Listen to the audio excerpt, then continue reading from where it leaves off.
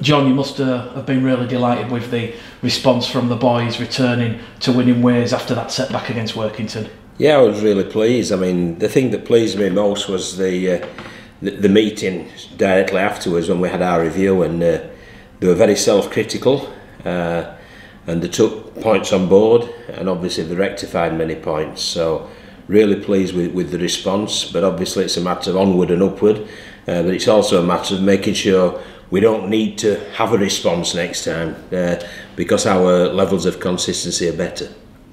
One of the overwhelming positives for you as a head coach, John, must be that disciplined defence. I was looking at stats earlier on, and the Bradford Bulls of the 2018 variety, they're only conceding on average 11 points. I mean, that's really talking about setting that defensive stall. Yes, it is, and I think it's under two tries a game at the minute in the League One campaign. So we're very pleased about that, and we obviously feel in any game, if you restrict the opposition to 2 tries or less, you're going to have a heck of a chance of winning it. And although we didn't win it against Workington, we still only conceded 2 tries, and you know it was only a drop kick at the very end that deprived us of at least a point. So we feel we're basing a lot of good stuff on defence, but I'm also pretty pleased as well what I'm seeing with ball in hand, and we're becoming more comfortable with each other. And obviously, as anybody can see today, it's been a beautiful day today, and we've just had a team practice, and the ball's been fizzing about, and they've been full of confidence, and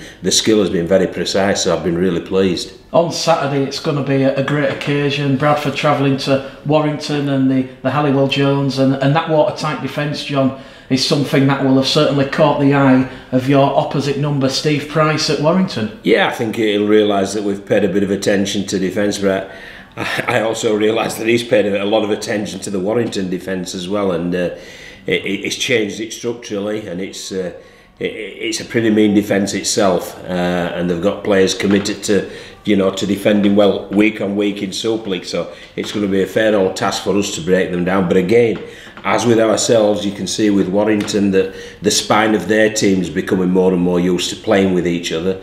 You know, Tyrone Roberts and Kevin Brown, I mean, they looked really good against Hull Kingston Rovers and Salford previously, and you can see them evolving. So I think we're pretty happy that Kevin Brown won't be featuring against us.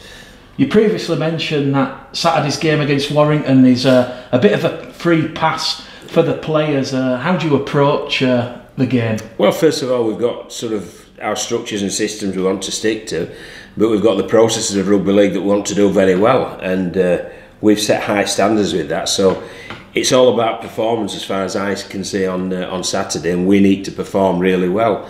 And you never know if you perform really well, and if Warrington just are slightly off and not at the races, and we get a referee's decision, a bounce of the ball, you never know what can happen. But we have obviously got to play to our maximum in order to give us a chance, and I'm pretty confident we will play well. There's obviously a lot of excitement amongst the playing squad. Yeah, there is. Yeah, I think we're all excited. I mean, this week's been it's been really good actually. You know, it's out of the League One campaign, and it's something completely different. And they've really enjoyed this week of the players. I've really enjoyed this week as well. And as I say, we're going to Warrington. There'll be a big crowd. It looks like it's going to be good weather, and we've got formidable opposition. Great stadium, so it's going to be a day to remember, I'm certain. For the benefit of the viewers watching this on Bulls TV, John, who is definitely not going to be featuring this weekend due to either being cup-tied, injured, or in one player's case, Dane Chisholm suspended? Yeah, well, you've already mentioned Dane, who's suspended, and this is his game that he's got to sit out, which I suppose it's unfortunate for him, but it's fortunate for us as well, because it gets it out of a cup tie, so he'll be back and available for the Doncaster game the week after. We've got Jay Hitchcox and James Lathwaite, who are obviously cup tied, and we've got to respect their parents' club wishes with regard to that. And obviously Greg McNally, he tried his best to get out on the field, but we just felt it was just slightly too soon. I mean, we're playing on Saturday. If we'd been playing 2 or 3 days later, I'm sure he'd have played, but Saturday's the kick-off time at 3 o'clock, and it won't quite be ready for that, but I'm very, very confident that it'll be ready for the week after against Doncaster. I mean, we mentioned the positive in the attack about the defence, but when you think about the attack, it has also been quite a force, John. 66 tries have been scored since you took over as head coach, and one player who can certainly cause Warrington no end of problems is Joe Keys. Well, Joe's a really good halfback. I mean, I always thought he was a good halfback looking from the outside in, when Joe had been at London, when he played for Ireland, and obviously when he played for the Bulls. But you know, working with him is a pleasure to be around. Is like a sponge. He wants to soak up information. He's always seeking to improve, and he's an absolute pleasure to have in and amongst the squad. And he's been a big improver. But I believe that we've still only scratched the surface. I believe there's lots more to come from a very talented young man. I mean, how pleasant is it for you to see Joe Keys bounce back to his best after that a bit of an injury scare at the World Cup? I mean, he's currently the top point scorer in League One. Yeah, well, it's not just that. With us, he really does organise and run the team. You know, he's the boss out there, and he's only, people forget, he's only 22. So he's still very, very young for a halfback, and his best years are definitely in front of him. And as I say, it's a pleasure to work with. He's improving. So I think we've got a special halfback on our hands here. If Joe or any of the part-time players, John, keep impressing you, is the potential for them to be offered a full-time contract during the season, moving from part-time to full-time, if the players want it? Well, what we've got to do is, I mean, first of all, we're waiting a little because we want to see where we're likely to be heading. Because obviously, if you're in the Championship, you get more central funding, which would allow more players to become full-time, or outside recruits we brought in. So we've got to see that first. But obviously at the back of everybody's minds, we've got some really talented part-time players, and you know, should we manage to secure the funding, you'd obviously ask them first, should they want to be full-time. Some might not want to. I mean, I go back to my Batley days, and Sheffield released Don Brambani and Patch Walker because they've got really good jobs. They went to Batley and transformed the team. So we can't afford to we can't cut our nose off to spite the face, and you're writing off a very good talent pool if you say you're not going to have any part-time players. So I don't think we would do that in the foreseeable future. But as I say, some players who are part-time, if they do want to go full-time, and they've impressed both myself, the coaching staff, and Andrew Chalmers, then it's up in the air. Dean Chisholm obviously suspended for Saturday's game, so Joe will have a new partner in the halves. Will it be Brandon Pickersgill, Elliot Minchella? Well, all will be revealed on Saturday at 2 o'clock. I think we've to have the team sheet in an hour beforehand, so if you wait there, Mick, in bated anticipation, it will be revealed then. I mean, it's fair to say you have got numerous options in the halves this weekend. We have. I mean, Brandon Pickersgill's a really good halfback. Elliot Minchella, I mean, everybody sees what he does. You could play him in halfback, you could play him at 13, you could play him as an edge player as well. He's an absolutely fantastic player. So yeah, we're quite relaxed at the options that we've got available to us. But I aren't telling you, because if I tell you, I'll be telling Warrington.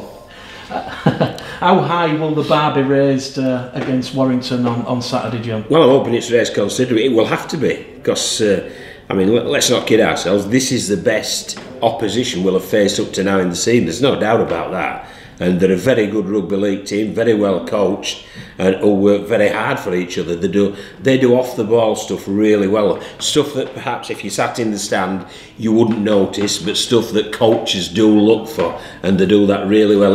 Steve Price has instilled this work ethic into them, and it'll make it very difficult to beat. And the standard will be very high, and I'm just looking forward to see how well we can match that standard. I mean, after they lost 4 of the first 6 games, they've now won the last 6 games on the bounce, so they go into this game with a real sense of momentum. Yeah, but they've, in all honesty, to be expected. I mean, because what Steve Price has had to do is he's had to put his own sort of philosophies, both defensively and offensively, into action. And Tony Smith had been at the club for a long, long time before, done a great job. But obviously, they felt it was time for the change. It has been changed, and I think it's invigorated the players who've been there, and they look a really well coached. I mean, they're third in the Super League, And if you're asking me, having watched a lot of Super League, because I like watching any rugby league, having watched a lot of Super League, they're deservedly third. The table doesn't lie. So, you know, third in Super League, are going to play second in League One. So we'll see what happens. How important can the fans be on Saturday? I mean, it's looking like there's going to be 2,500 of the Red, Amber and Black Army there in that south stand, John. I mean, they can give you a huge lift when you definitely. Yeah, I mean, I know. You know, when we went there last year with Wakefield, and there were the Wakefield fans packed behind the post, and we were under the cosh for about 4 or 5 sets, and the fans defended better than the players, to tell the truth. They were there and they lifted the players, and fans can do that. And our fans have been fantastic, both here and away, and obviously we need them there this weekend, and we need them there encouraging us, getting behind us and applauding us when we do something well. Just finally, John, that you're ingrained in Challenge Cup folklore. You've won the trophy 4 times as an assistant at Castleford and Wigan. You won it, of course, with Sheffield and Hull FC. I mean, what's so special about the Challenge Cup, and especially those underdog sides like Sheffield beating Wigan in '98? Yeah, it's just it's a competition where you can dream. It really is, and you know, you have to put that dream can come a reality should you play really well, and that's obviously part of what we're singing from the hymn sheet for the players. And it's just a fantastic. I think this is the premier competition. I really do, because I remember I first went to the Challenge Cup final 1967, which tells you how old I am, but also tells you how interested I've been in rugby league. And it was Featherstone against Barrow, then it was the Water Splash the year after, then Castleford, and I was a Cas fan, won it the next 2 years. So I was into the Challenge Cup then. That was the competition for me, and it's been so ever since then. Unfortunately, I never got to a final. I played in 2 semi-finals, and Hull did us on both times, but I've enjoyed it as a coach, believe you me, and I'm looking forward to another day in the sun on Saturday.